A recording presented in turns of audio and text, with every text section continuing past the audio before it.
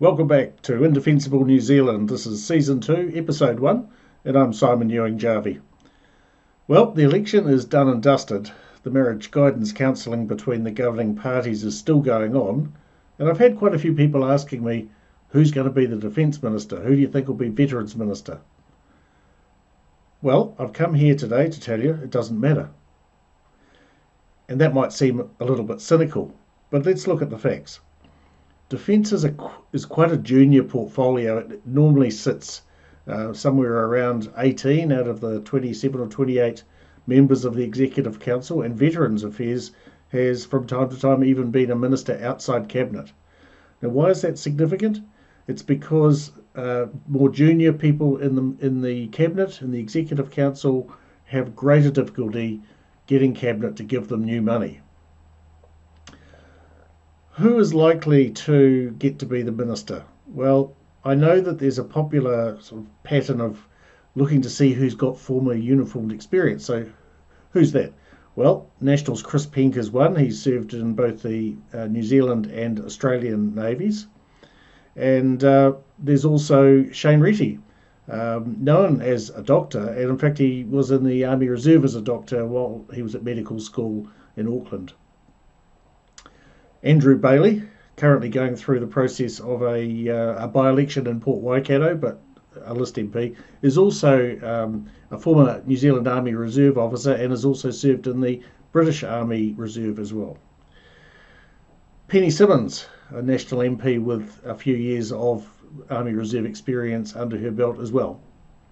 Joseph Mooney, likewise, and he has formerly been the Veterans spokesman for the National Party. A few have asked me about Tim van der Molen. Now, he was the National Party's spokesman on defence, but look, realistically, after being censured by the Privileges Committee before the election, he's unlikely to make it into Cabinet. There's one other MP in the National Party that I know of that has time in uniform, and that's the new MP for Banks Peninsula, Vanessa Wennick, but we need to be realistic and acknowledge that it's very unusual for a first-term MP to become a minister, and I think almost impossible in this particular cycle. So who else is there? Well, there's two former defence ministers in the current government. One is Jerry Brownlee and the other is Mark Mitchell. Now, Jerry is most likely going to end up being the Speaker, and Mark Mitchell has shown a much stronger interest in the police portfolio. It's not impossible to hold the police and defence portfolios at the same time, but it would be unwise in terms of separation of state issues. There's also in the ACT Party Nicole McKee. She will undoubtedly become a minister in this government and has been very outspoken on police and firearms and gun reform matters. She could probably do the defence portfolio, but it's more likely she'll find herself in the police justice corrections space.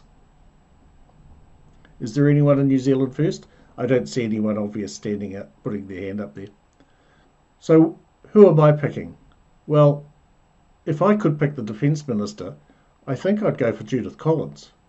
She's not got any background as in uniform, but heaps of experience as an MP, heaps of experience as a minister. She's tough, and she knows how to wrangle money out of Cabinet. And that, at the end of the day, is what Defence needs. That's why Ron Mark was able to get purchases across the line that had been languishing for 10 years in the case of the P8s and the C-130s. It's because New Zealand First had control of the purse strings effectively by their support to the Labour government. Whoever ends up being the minister, I think it's realistic to assume that defence is going to be sidelined for some considerable time. The excuse will be a budget, a review, no visible threat on the horizon, and the most likely reason for this government to change anything along those lines will be pressure from our allies.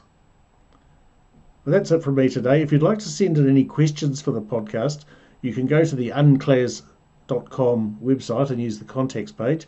I'd love to hear from you, and I look forward to you subscribing, liking, sharing, and coming back to listen for some more of Indefensible New Zealand.